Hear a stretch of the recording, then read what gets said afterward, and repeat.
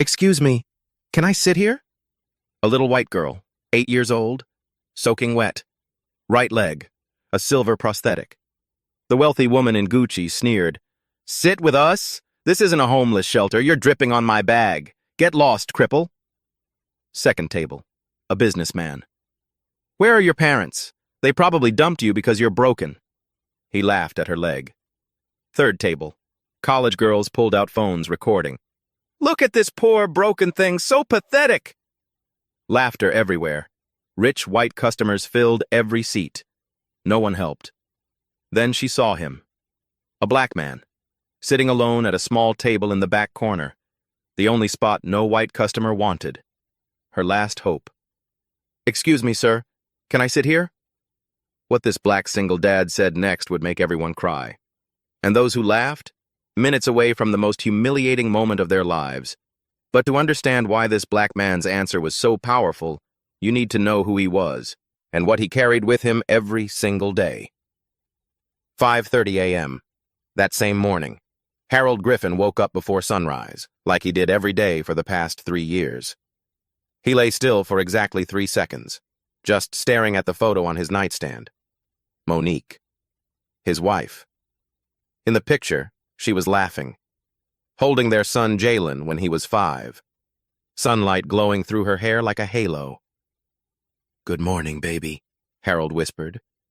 "Today's a new day. I'll keep trying." 3 years.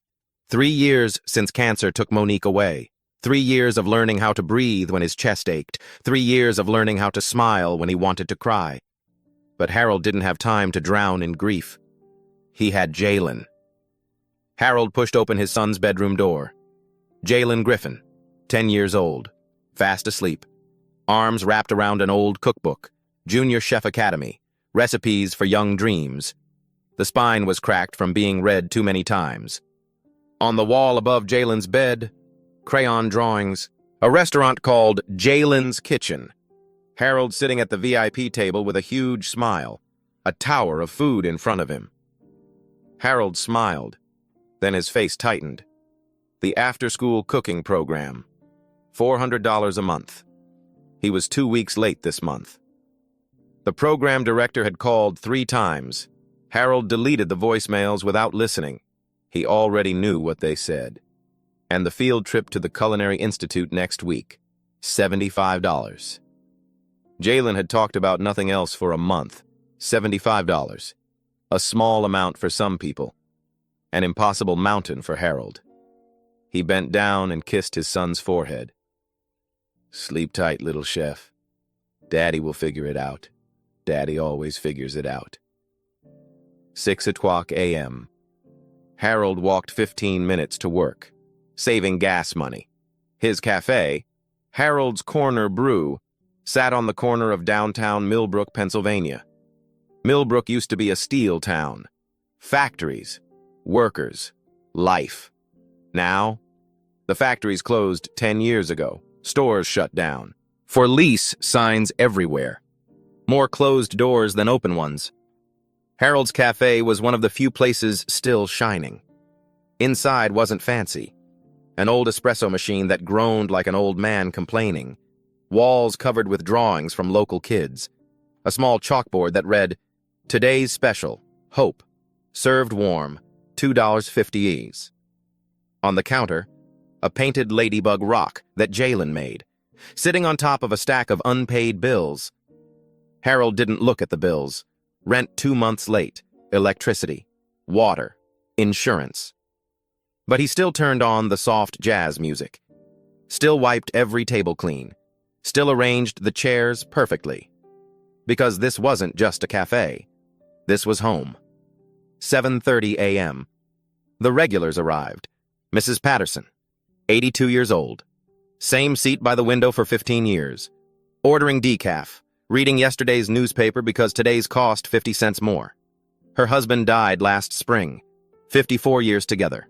Now she came to the cafe every morning because her house was too quiet. Harold never charged her for coffee. She didn't know. Tommy Wilson, 35 years old. Construction worker. Unemployed for 8 months. Sitting in the corner for 3 hours with one black coffee, filling out job applications on his phone. Last week he told Harold, "My wife's gonna leave me. She says I'm useless." Harold didn't know what to say. He just poured Tommy free refills. Keisha Davis, 28 years old, single mom, 4-year-old twins, Maya and Marcus. Ordering one muffin, splitting it between her 2 kids. She just lost her food stamps because of paperwork errors. Waiting for her appeal. Didn't know how she'd feed her kids next week. Harold accidentally made extra sandwiches every day. Accidentally gave them to the kids. At Harold's Corner Brew, there was an unspoken rule. Nobody gets kicked out for not having money. When customers were short $1, Harold waved it off. "Pay me later." When later never came, Harold never mentioned it. He kept a small notebook, not to collect debts, but to remember, to know who was struggling, to know who needed help. 10 o'clock a.m. The phone rang. Caller ID, Millbrook Elementary.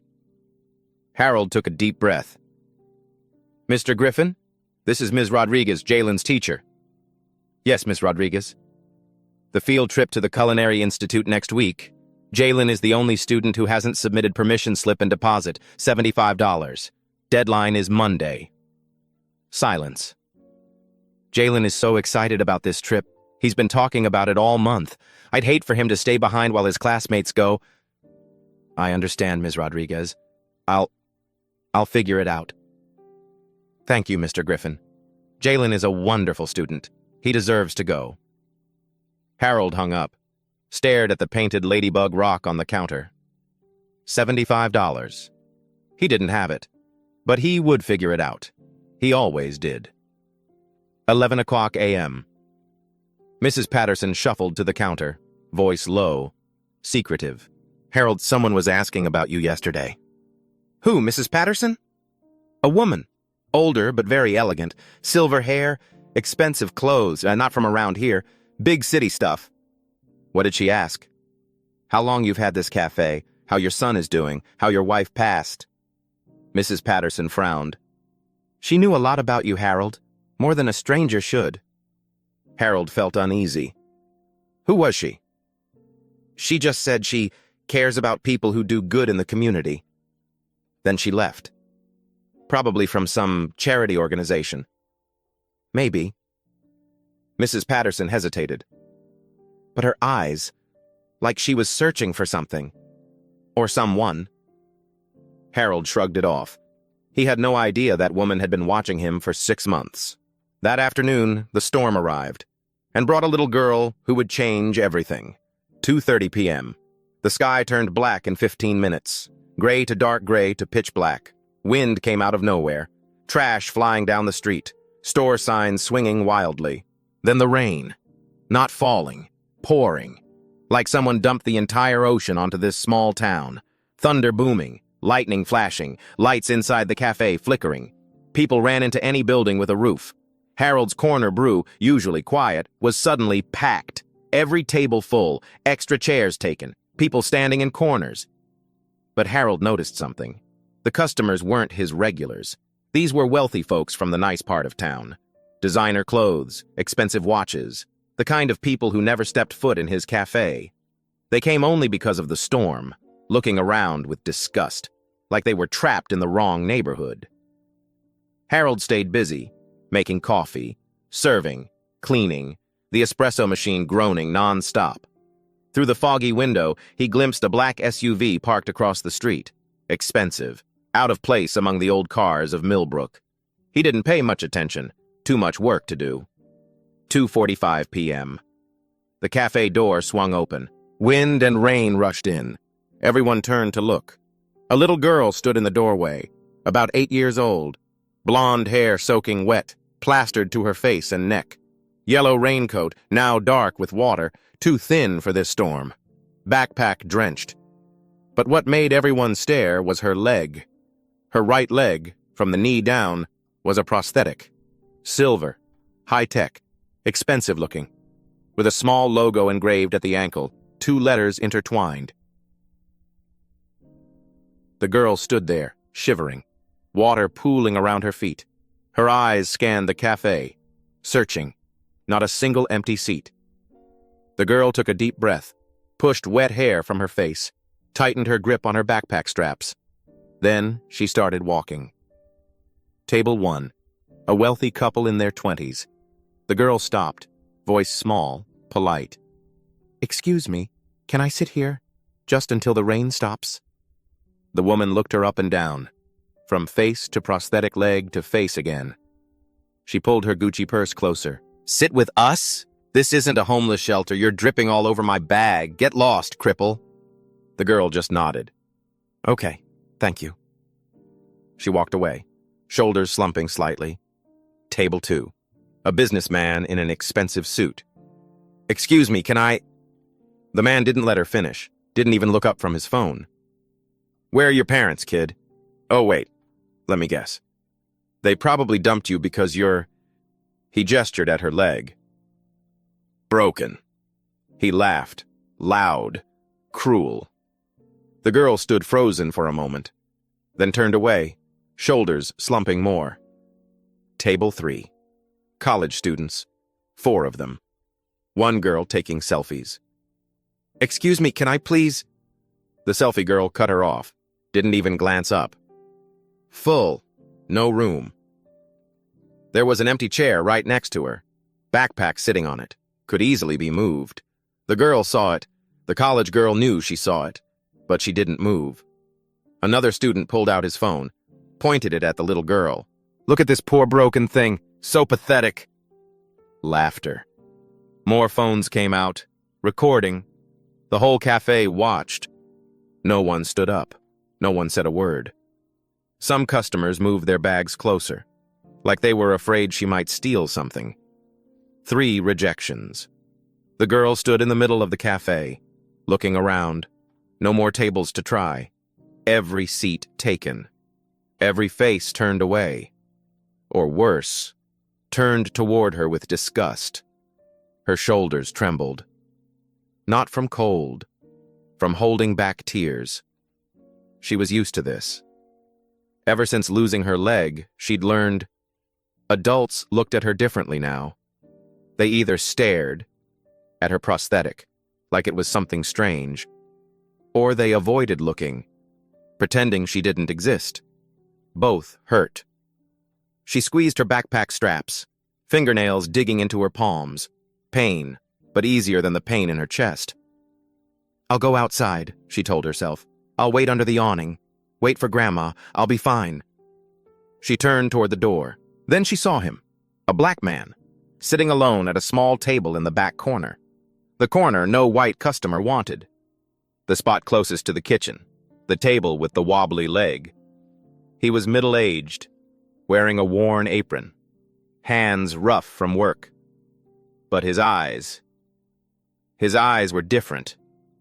Not avoiding her, not disgusted, not pitying. He was looking straight at her, and in his eyes was something warm. The girl stopped. 3 rejections. She didn't want a 4th. But those eyes. She took one more deep breath. The last one. Walked to his table. Stood in front of him. Voice trembling. From cold. From fear. From too much rejection. "Excuse me, sir. Can I sit here?"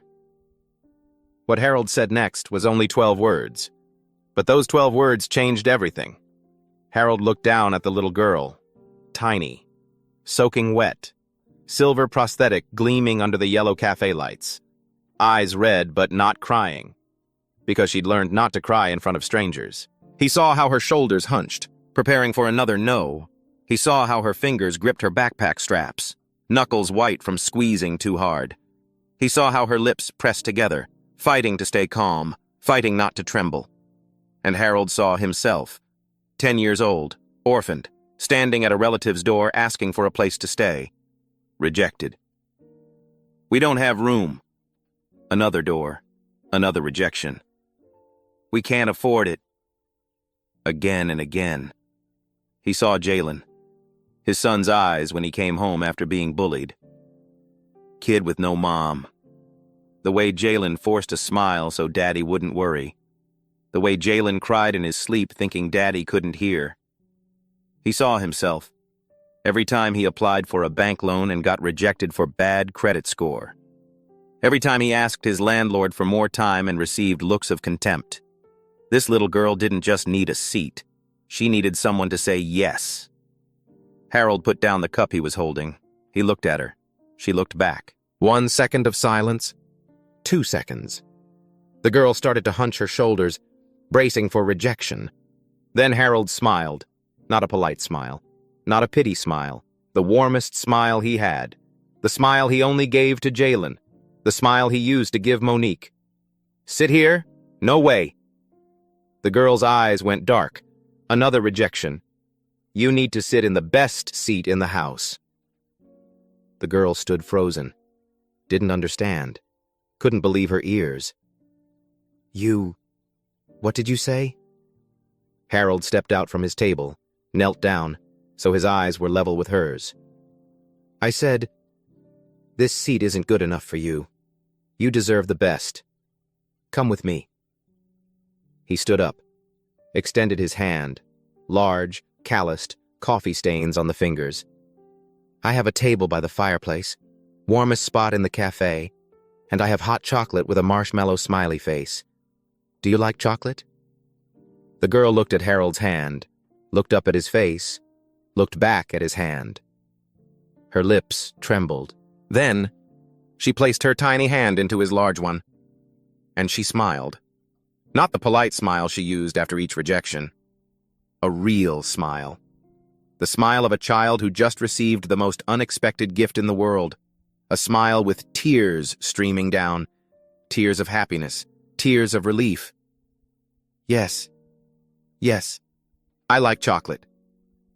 Everything froze. The whole cafe went silent. Every conversation stopped. Every eye turned toward Harold and the little girl. 2 hands holding each other. One large and one small. One black and one white. Mrs. Patterson. Her newspaper dropped to the table. She didn't pick it up. Eyes wet. She grabbed a napkin. Wiped and wiped again. But tears kept coming. 82 years on this earth. She'd seen many things. But this she would remember until her final day. Tommy Wilson. The unemployed man turned his face to the wall. His shoulders shook. He was crying, for the first time since losing his job 8 months ago. He thought about his own son, also 8 years old, also bullied because your dad doesn't have a job. He thought, I'm going home to hug my boy. I'm going to tell him he deserves the best. Keisha Davis. The single mom pulled her twins closer, tears streaming down her cheeks. She didn't wipe them. Maya, 4 years old, looked up. Mommy, why are you crying? Because I'm happy, baby. Because there are still good people in this world. The wealthy couple at table 1, the man hung his head, couldn't look at anyone. The woman stared at her Gucci bag, face burning red. They knew what they'd done. They knew what they'd said to that little girl. And they knew they would remember this moment every time they looked in a mirror. The college girl at table 3. For the first time, she looked up from her phone, eyes red. She looked at the empty chair beside her, the one with her backpack on it, the one she said was full. Slowly, she moved the backpack down, put it on the floor. Too late. But she did it anyway. The businessman at table 2, he stood up abruptly, threw money on the table, more than his coffee cost, walked quickly toward the door. He couldn't stay, couldn't face anyone, couldn't bear the shame. They probably dumped you because you're broken. His own words echoed in his head like a verdict. A small table near the window. Eleanor Harrington had been sitting there the whole time, 75 years old, silver hair in an elegant bun, simple clothes but perfectly tailored, the kind of simple that only rich people could afford. The tea in front of her had gone cold long ago. She hadn't touched it. She had been watching, the entire afternoon, watching her granddaughter get rejected, again and again, watching how each person reacted, who turned away, who lied, who didn't even bother looking, and watching the black man at the back table, the man she had been tracking for 6 months. Now she watched him step forward, kneel down, extend his hand. "You deserve the best." Eleanor's hand trembled. Her eyes glistened. 10 years she had searched. 10 years traveling to small towns, cafes, poor neighborhoods. 10 years conducting hundreds of tests, sending people to ask for help, observing reactions, recording results. 10 years looking for one simple thing: genuine kindness. Not kindness for cameras, not kindness for rewards, not kindness for praise. Kindness because it was who they were, because they couldn't do otherwise. Today, for the first time in 10 years, she found it. She opened her small leather notebook, wrote 2 words, hand still shaking. Found him. Harold led Lily through the cafe. Everyone watched. No one spoke. Only the sound of rain and footsteps. One large, one small. He led her to the small table by the fireplace. His table. The table he used for paperwork when the cafe was empty. The table where he read books during breaks. The table where he kept a small photo of Monique leaning against a flower vase. The warmest spot in the cafe, right next to the old but still working fireplace. The best table in the cafe. And Harold just gave it to a stranger. He pulled out the chair. "Your throne, princess." Lily giggled. "I'm not a princess." "Today you are, the princess of Harold's Corner Brew. Sit down. I'll go make your chocolate." The girl sat down, touched the wooden table, looked at the fireplace, looked at the small photo of a beautiful black woman leaning against the vase. For the first time since entering the cafe, her shoulders relaxed. Harold stood behind the counter, making chocolate. He followed Monique's recipe. Extra cocoa powder. "Don't be stingy. Chocolate needs to be rich." A touch of vanilla. "Mom's secret. Don't tell anyone." Warm milk, just right. Not too hot, not cold, just perfect. Then the final step, marshmallows. Harold stopped. His hand hovered over the jar of mini marshmallows. 3 years. He hadn't done this step for 3 years. This was Monique's thing. She made it for Jalen every winter night, arranging marshmallows into a smiley face, 2 eyes, 1 curved mouth. Jalen called it Mr. Marshmallow. After Monique died, Harold couldn't look at marshmallow smiley faces without breaking.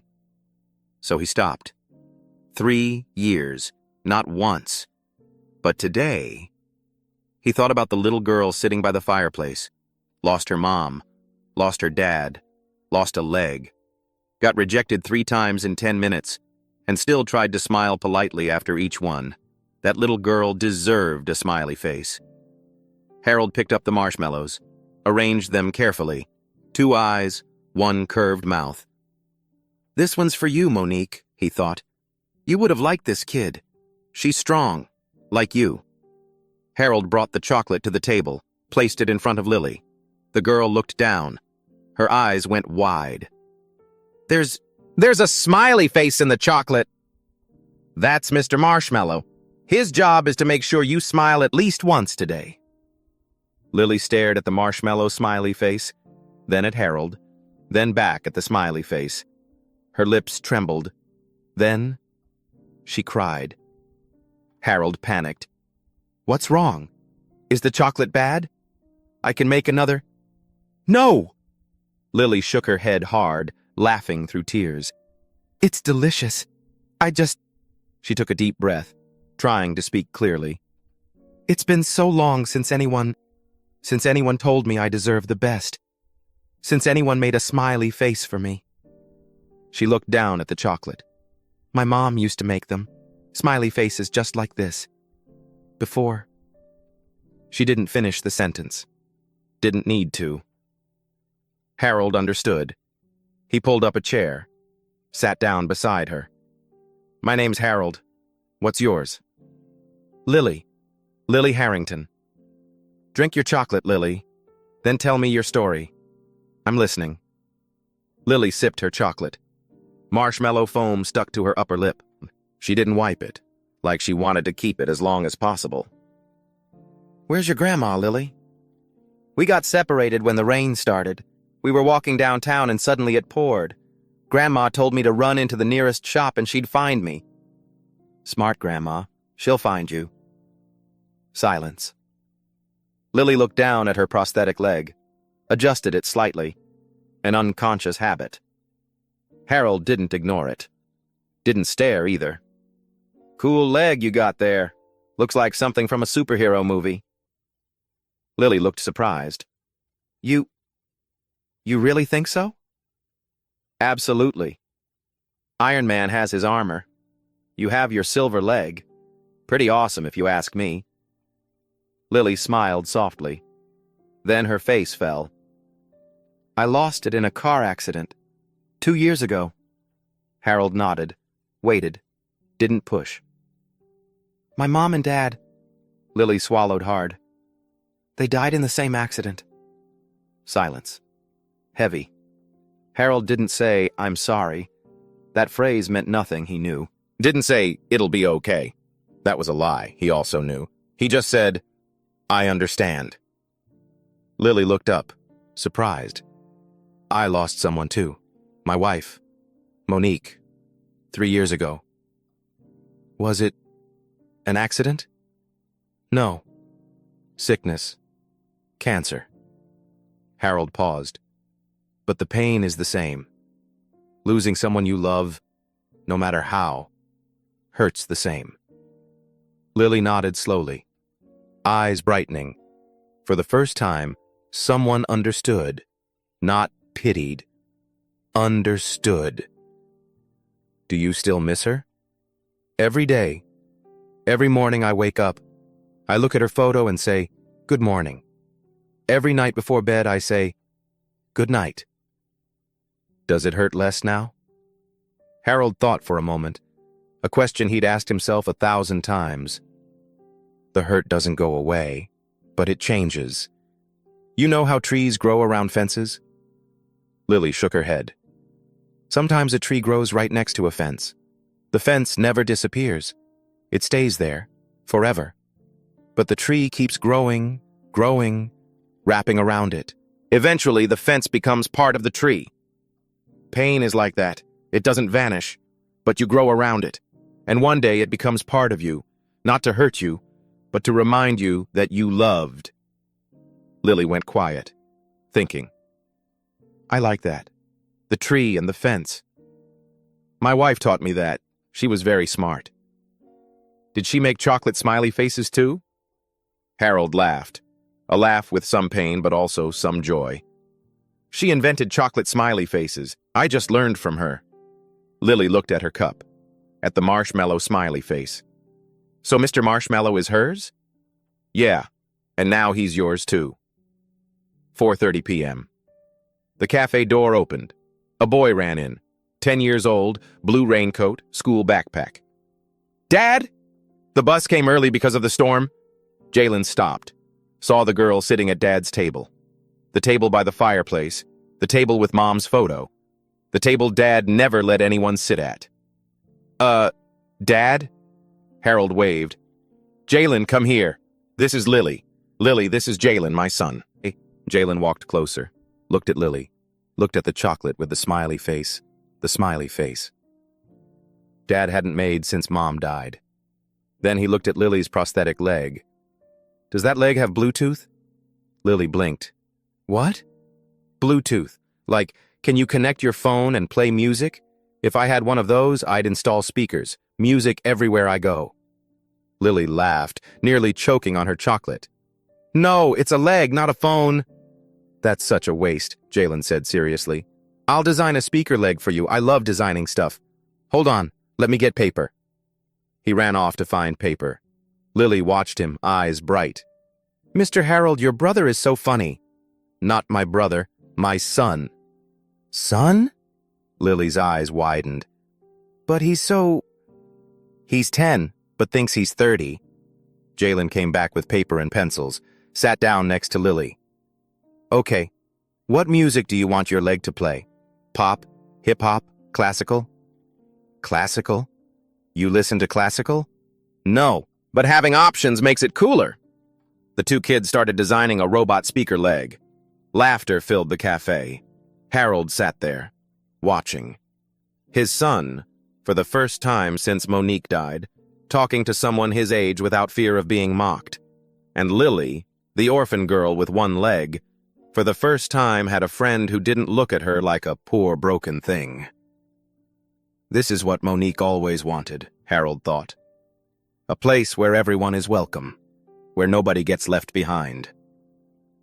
In the corner, Eleanor stood up. She had seen enough. She pulled out her phone, texted someone. Confirmed. He's the one we've been looking for. Prepare phase 2. When Lily's grandmother appeared, she brought one final test, and Harold passed it without even knowing. 5:00 p.m. The rain had stopped. Evening sun broke through the clouds, streaming through the cafe windows. Eleanor rose from the corner table, walked toward the fireplace. Lily? The girl turned around, face lighting up. Grandma! Lily jumped off her chair and ran to Eleanor. Eleanor hugged her tight, but her eyes looked over Lily's shoulder, fixed on Harold. Are you okay, sweetheart? Grandma was so worried. I'm fine, Grandma. Mr. Harold took care of me. He gave me the best seat in the cafe, and chocolate with a smiley face. And this is Jalen. He's designing a speaker leg for me. Eleanor smiled gently at her granddaughter. Then she walked toward Harold. She stood before him, looked him straight in the eyes. Thank you. Thank you for taking care of my granddaughter. Harold stood up awkwardly. It was nothing, ma'am. Lily's a good kid. She was very sweet. Eleanor opened her purse. An expensive leather purse. No logo, no need to show off brands, but one look told you it cost thousands. Inside, cash and credit cards. She pulled out a $100 bill. Please let me pay for the chocolate, and... She extended the bill toward Harold. A little something for your kindness. Harold looked at the money. $100. Enough to pay for Jalen's field trip, with change left over. Enough to buy groceries for the whole week. Enough to pay part of the electricity bill he owed. He wanted to take it. His body wanted it. His hand wanted to reach out. But he shook his head. Ma'am, my chocolate is good, but it's not worth $100. Eleanor raised an eyebrow. This isn't payment for chocolate. It's a thank you for... Kindness isn't for sale, ma'am. Silence. Eleanor stared at Harold. Eyes sharp. Evaluating. Calculating.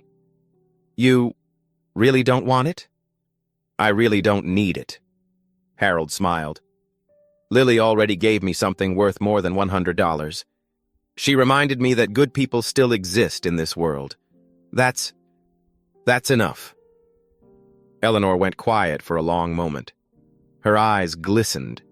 10 years of searching, hundreds of tests, thousands of people. And this, the first time someone refused her money. Not out of pride, not pretending, but because he truly believed kindness didn't need a price tag. You're a rare man, Mr. Griffin. I'm just an ordinary person trying to do the right thing, ma'am. Lily tugged Eleanor's hand. Grandma, I want to give Mr. Harold something. Can I? Give what, sweetheart?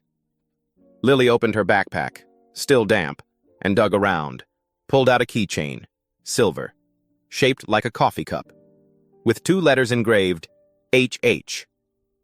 This is my lucky keychain. I got it from your office, Grandma. I want to give it to Mr. Harold because he's my lucky friend. Harold took the keychain, turned it over in his hand. What's HH, Lily?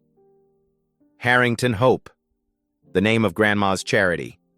Harold looked at the logo, then down at Lily's prosthetic, the same logo. Jalen. Dad, that logo is exactly like the one on Lily's leg. Eleanor nodded. We manufacture prosthetics for children. Lily uses one of our products. Your charity, Harold murmured. It's big? Eleanor smiled. A smile with a secret. Big enough to help many people. She took Lily's hand, prepared to leave. We'll meet again, Mr. Griffin, I'm certain of it. At the door, Lily turned and waved. Goodbye, Mr. Harold. Goodbye, Jalen. I'll miss Mr. Marshmallow. The black SUV was waiting outside.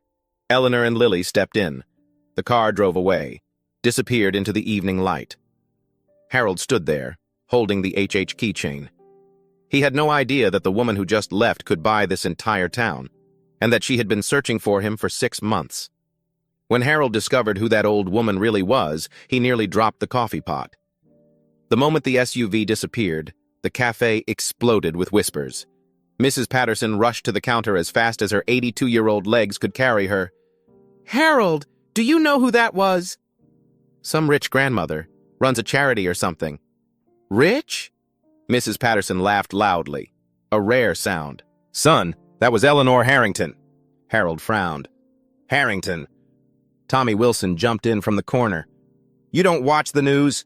Harrington Foundation, one of the biggest charities in the Northeast, building hospitals, schools, donating millions every year." "And she," Mrs. Patterson emphasized, pointing toward the door, "is a billionaire. Net worth at least $4 billion. Harold stood there, speechless. "And you just refused her $100. Tommy shook his head, half admiring, half disbelieving. "Because kindness isn't for sale. Man, you're either the best person I know or the craziest." Harold looked at the HH keychain in his hand. I didn't know." Keisha Davis from the corner table. "Harold, you just refused money from a billionaire, gave her granddaughter the best seat, made chocolate smiley faces." She shook her head. "You're the best person I've ever met. Or the most insane, maybe both." 11:00 p.m. That night, Jalen was asleep. Harold sat in the kitchen, staring at the pile of bills. $75 for the field trip. Still nothing. Rent, electricity, water. He sighed. His phone buzzed.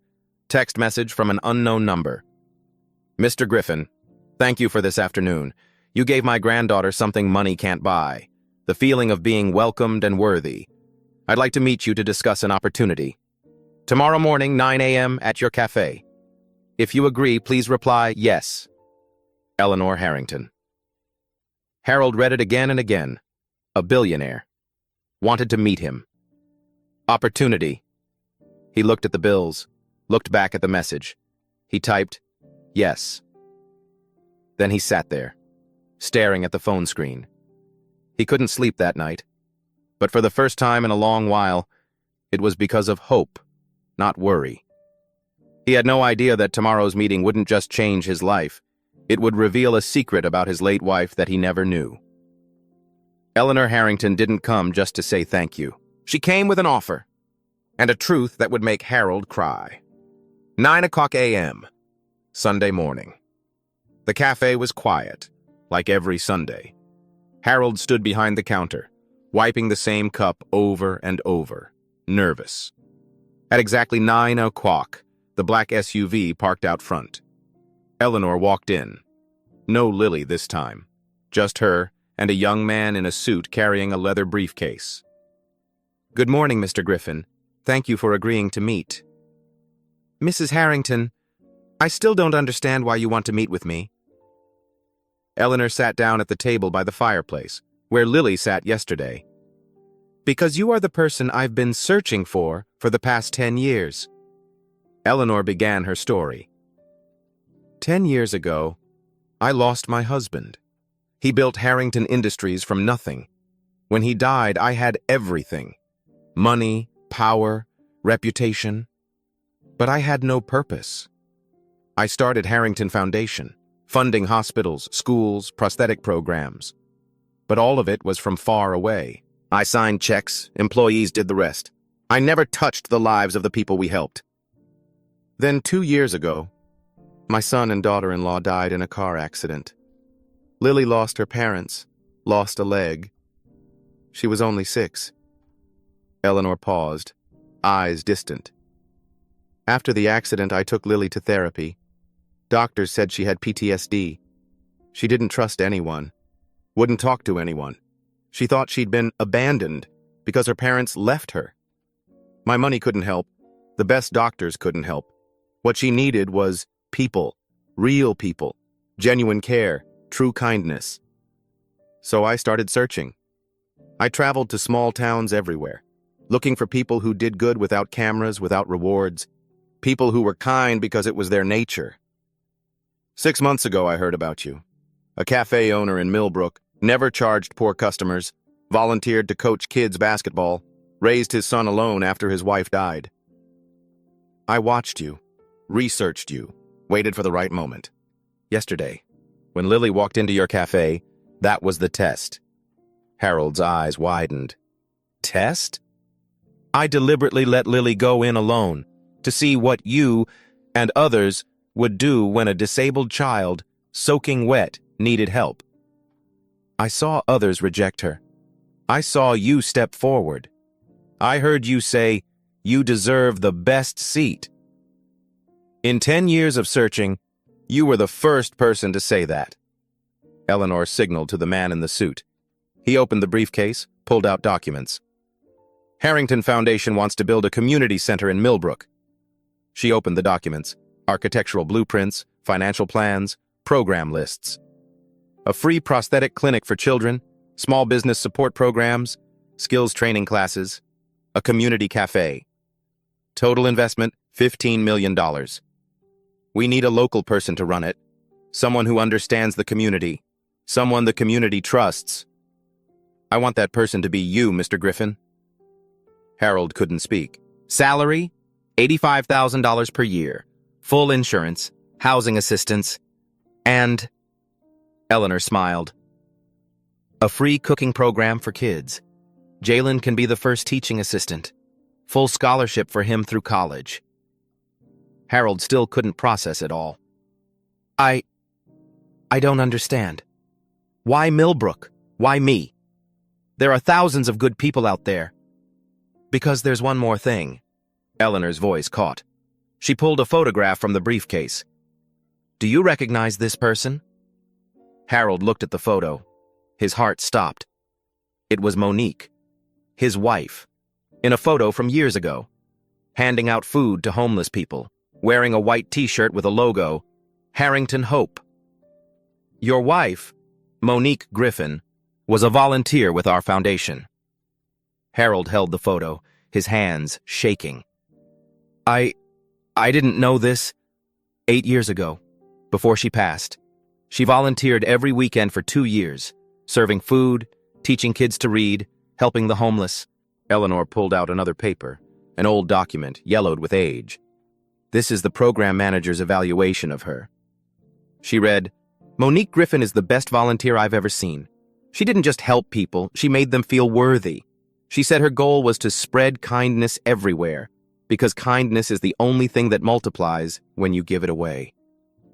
Tears streamed down Harold's face. She never told me. Maybe she didn't have time. Maybe she wanted to keep it private. Many volunteers don't like to show off. But she did it. And she did it beautifully. Eleanor took Harold's hand. When I researched you, I discovered this connection. Your wife once worked for me, and now you're continuing exactly what she started. This isn't coincidence, Mr. Griffin. This is a sign. Monique led me to you. This community center, Eleanor said, voice thick with emotion. I want to name it the Monique Griffin Community Center. Harold cried, not sad crying, not grieving, crying from too many emotions at once. Surprise, touched, proud, missing her, grateful, and above all, the feeling that Monique was still here, still helping people, still guiding him. To honor her, Eleanor continued, and to continue the legacy she started. She wanted to spread kindness everywhere. This center will do that. Forever. Harold looked at Monique's photo. You see, baby, he whispered, as if she were sitting beside him. You're still helping people. You're still here. You're still showing me the way.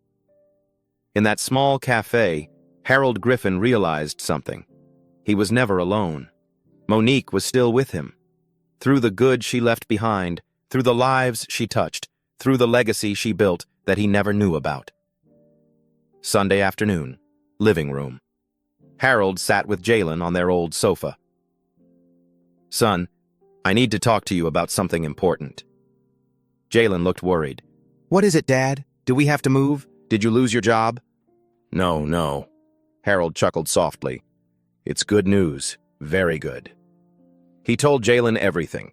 About Eleanor, about Harrington Foundation, about the offer to run a community center, about the salary, the scholarship, and about Monique's photo. Your mom used to volunteer for their foundation 8 years ago. For 2 years. Jalen went silent, eyes wide. Mom did charity work and you didn't know? She never told me. Maybe she wanted to keep it a secret. Maybe she thought she didn't need to show off. Why didn't she tell you? Harold thought for a moment. Maybe because Mom didn't do it to be praised. She did it because that's who she was, helping others without needing anyone to know. Jalen nodded slowly, then smiled. You're the same, Dad. You help everyone at the cafe and never ask for anything back. You don't show off. You just do it. You think so? I know so. Jalen looked at his father. You're just like Mom. A lot like her. Silence. So, do you think I should say yes? Jalen didn't hesitate. Mom would want you to say yes, because she started it, and you'll continue. It's like a relay race. Mom ran first, you run next. Harold hugged his son, tight. When did you get so smart? I learned from you, Dad. Monday morning. Harold called Eleanor. Mrs. Harrington, I've decided. And? I accept. Silence on the phone. Then Eleanor's voice, trembling slightly. Thank you, Harold. You won't regret this. I'm not doing it for money, ma'am. I'm doing it because it's what Monique would want. She started it. I'll continue. 2 weeks later, community meeting. Town Hall of Millbrook. Thursday evening, 200 people showed up. Nearly the whole town. Standing room only. Eleanor stood on stage presenting the plan. A community center, free prosthetic clinic, small business support program, skills classes for kids and adults, a community cafe. Total investment $15 million, completely free for Millbrook residents. Whispers, gasps. And the person who will run it all, Eleanor said, is the man who gave my granddaughter a seat when the whole world turned away. The man who taught me that kindness still exists, Harold Griffin. Harold walked onto the stage, legs slightly shaky, 200 pairs of eyes on him. I'm not good at speeches. Light laughter in the hall. But I know one thing. He looked down, Jalen in the front row, next to Lily and Eleanor. Everyone here, all of you, deserves to be cared for. I know this town is struggling. The factory closed. Jobs disappeared. Many people want to leave, I understand. I've thought about it too. But Millbrook isn't dead. Millbrook is alive. In people like Mrs. Patterson, like Tommy, like Keisha. In people who still come to my cafe every morning, even when they can't afford coffee. In people who still greet their neighbors, still help each other. This center, named after my wife, Monique, will be proof that Millbrook matters, that we matter. He paused, looked at Jalen. My wife used to say, kindness is the only thing that multiplies when you give it away. She started giving 8 years ago. Today, I continue. And I hope you'll continue with me. Mrs. Patterson stood up first, clapping, then Tommy Wilson, then Keisha Davis, then the whole room. Standing ovation, 200 people on their feet, many crying. Jalen and Lily in the front row holding a handmade sign, Harold plus Monique equals heroes, after the meeting. People crowded around Harold, shaking hands, congratulating. Lily pulled his sleeve. Mr. Harold, will you make chocolate smiley faces for everyone at the new center? Harold laughed. Of course, but I'll need helpers. Me? Lily raised her hand. And Jalen! Jalen appeared beside her. Obviously, Team Marshmallow. The two kids high-fived. Eleanor stood near Harold, watching. Lily hasn't had a real friend since the accident. Until Jalen. Jalen either. Since losing Monique, he hasn't opened up to anyone. Maybe they need each other. Maybe all of us need each other. Eleanor nodded. That's exactly what Monique would say. 1 year later, Millbrook was unrecognizable. And it all started with, "Can I sit here?" Construction. Months 1 to 6. Time-lapse. Empty lot in downtown Millbrook transforming. January. Groundbreaking. Tommy Wilson stood there in new work clothes, hired as construction site manager, his first job in 2 years. March.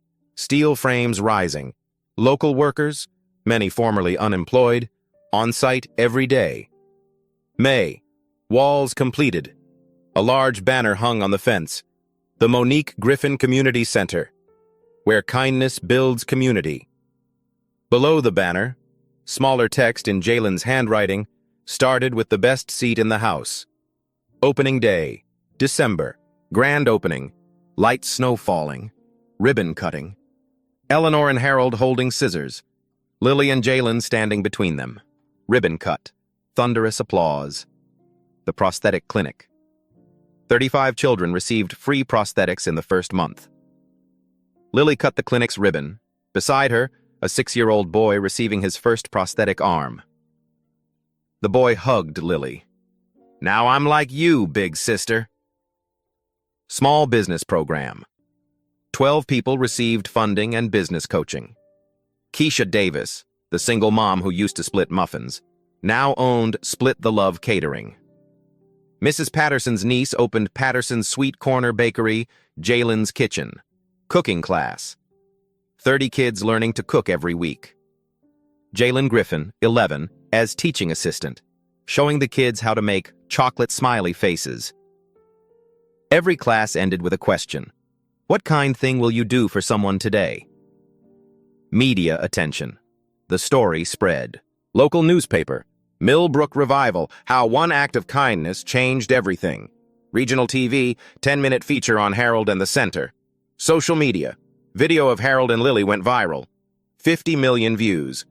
Comments flooded in. "I'm crying so hard." "The world needs more Harolds." "You deserve the best seat." "I'm telling my kids this every day." CNN. Heroes Harold nominated for Hero of the Year. The award ceremony.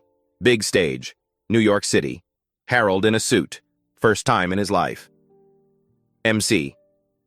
Mr. Griffin, your story has touched millions. What advice do you have for our audience? Harold, still uncomfortable before cameras, thought for a moment. Don't underestimate the power of simple words. A little girl asked me, "Can I sit here?" I just answered, "You deserve the best seat." 12 words, 5 seconds. But those 12 words changed her, changed me, changed an entire town. You don't need to be a billionaire to change the world. You just need to see people and let them know they matter. Today, find someone the world has turned away from and give them the best seat you have. The audience rose to their feet, clapping.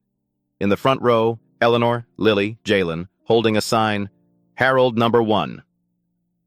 2 years later, on another rainy day, history repeated itself, but with new characters. Rainy Saturday. 2 years later. The Monique Griffin Community Center. Saturday afternoon. Rain pouring. Just like that day. The ground floor cafe was packed. Jalen Griffin, 12 years old, stood behind the counter, apron on, chocolate stains, confident smile. The door opened. Wind and rain rushed in. A little boy walked in, about 8 years old, black, thin clothes, soaking wet. His right arm was missing below the elbow. The boy stood at the door, shivering, eyes frightened. Looking around, every seat taken. Jalen saw him, started to step forward, but someone was faster. Lily Harrington, 10 years old now, silver prosthetic leg gleaming. She walked straight to the boy. "Hey, little guy. Are you okay?" The boy looked up. I lost my mom." "It's okay. You're safe here." Lily smiled. "Want some hot chocolate? It has a smiley face." The boy looked at Lily, looked at her prosthetic leg. You're also Also different like you? Lily laughed. Yeah, everyone here is a little different. That's what makes it awesome. She extended her hand. Come with me. I've got the best seat for you. The boy put his tiny hand into Lily's, and he smiled. For the first time that day, Harold stood in his office doorway, watching Lily lead the boy to the table by the fireplace. Eleanor walked up beside him. She's doing exactly what you did. She's doing what her mom would have done, what Monique did. Eleanor nodded. 3 generations. Monique, then you, then Lily and Jalen. Not 3 generations, Harold smiled. Infinite generations, because everyone they help will help someone else. On and on. Jalen brought chocolate to the boy, with a marshmallow smiley face. The boy looked down, eyes lighting up, smiling. Harold looked at Monique's photo on the wall, beside the words, "Kindness is the only thing that multiplies when you give it away." Monique Griffin. You see, baby, he whispered.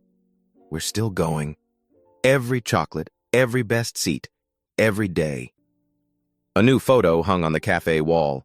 Lily, Jalen, and the new little boy, all holding chocolate cups, all smiling, all with marshmallow mustaches. Below the photo, Jalen's handwriting. Mom, I'm continuing what you started.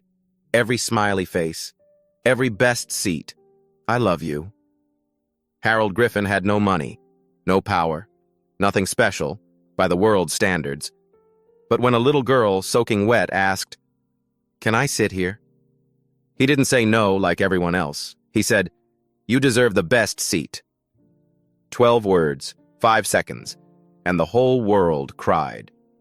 Today, someone out there is waiting for you. They don't need you to be a billionaire. They don't need you to be perfect. They just need you to see them and tell them they matter. It could be a bullied child, a lonely elderly person, a struggling coworker, a stranger on the street. Find them. Say, "You deserve the best." Now I ask you, who will you give your best seat to today? Tell me in the comments. Like if this story touched your heart. Share with someone who needs to hear this. And subscribe. Because the world needs more Harolds. The world needs more you.